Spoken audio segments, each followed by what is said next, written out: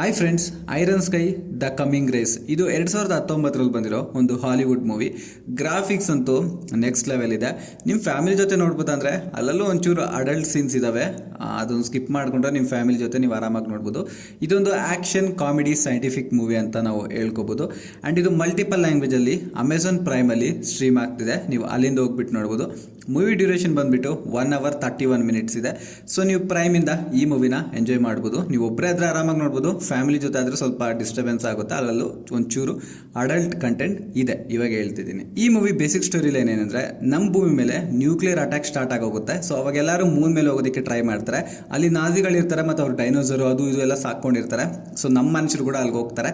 So ಹೋದ್ಮೇಲೆ ಇವ್ರಿಗೂ ಹೇಗೆ ಫೈಟ್ ಆಯ್ತು ಅನ್ನೋದೇ ಬೇಸಿಕ್ ಸ್ಟೋರಿ. ಗ್ರಾಫಿಕ್ಸ್ ಮಾತ್ರ ಸೂಪರ್ ಆಗಿದೆ. ಫೈಟ್ ಸೀನ್ಸ್ ಅಲ್ಲಂತೂ ನೀವು ಒಂದ್ಸರಿ ಮೂವಿನ ನೋಡ್ರಿ. ನಾನು ಹೆವಿ ಸ್ಪಾಯ್ಲರ್ ಮಾಡಿದ್ರೆ ಚೆನ್ನಾಗಿರೋದಿಲ್ಲ. ನೀವು ಒಂದ್ಸರಿ ಹೋಗ್ಬಿಟ್ಟು ಮೂವಿನ ನೋಡ್ರಿ, ಅವಾಗ ನಿಮಗೆ ಗೊತ್ತಾಗುತ್ತೆ ಹೇಗಿದೆ ಅಂತ.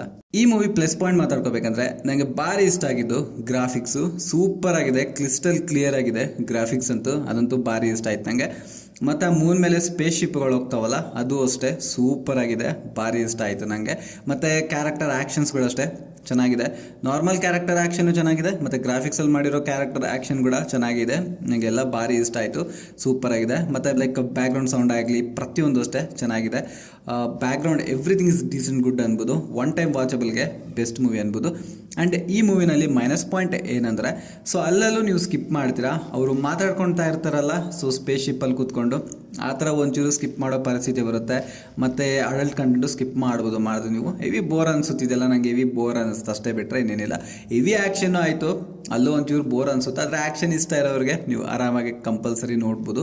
ಆ್ಯಕ್ಷನು ಚೆನ್ನಾಗಿರುತ್ತೆ. ಹೆವಿ ಆ್ಯಕ್ಷನ್ ಇಷ್ಟ ಇರೋಲ್ವಲ್ಲ ಅಂಥವ್ರು ಮೇ ಬಿ ಸ್ಕಿಪ್ ಮಾಡೋ ಚಾನ್ಸ್ಗಳು ಇರುತ್ತೆ. ಇನ್ನು ಓವರಾಲ್ ಒಂದು ಮಾತಲ್ಲಿ ಈ ಮೂವಿ ಬಗ್ಗೆ ಹೇಳ್ಬೇಕಂದ್ರೆ, ಸೊ ನಮ್ಮವರು ಮತ್ತು ನಾಜಿಗಳು ಮತ್ತು ಡೈನೋಸರ್ಗಳು ಇವರೆಲ್ಲ ಹೋಗಿ ಮೂನ್ ಮೇಲೆ ಹೆಂಗೆ ಹೊಡ್ಕೊಂಡ್ರು ಅನ್ನೋದೇ ಬೇಸಿಕ್ ಸ್ಟೋರಿ, ಇನ್ನೇನೂ ಇಲ್ಲ ಇದರಲ್ಲಿ. ಈ ಮೂವಿಗೆ ನಾನು ರೇಟಿಂಗ್ ಬಂದುಬಿಟ್ಟು 5ಗೆ 3.2 ಕೊಡ್ತೀನಿ. ನೀವೇ ರೇಟಿಂಗ್ ಕೊಡ್ತೀರಿ ಅಂತ ಕಾಮೆಂಟಲ್ಲಿ ನನಗೆ ಬರೀರಿ, ಆಯಿತಾ? ಎಲ್ಲರಿಗೂ ಬಾಯ್.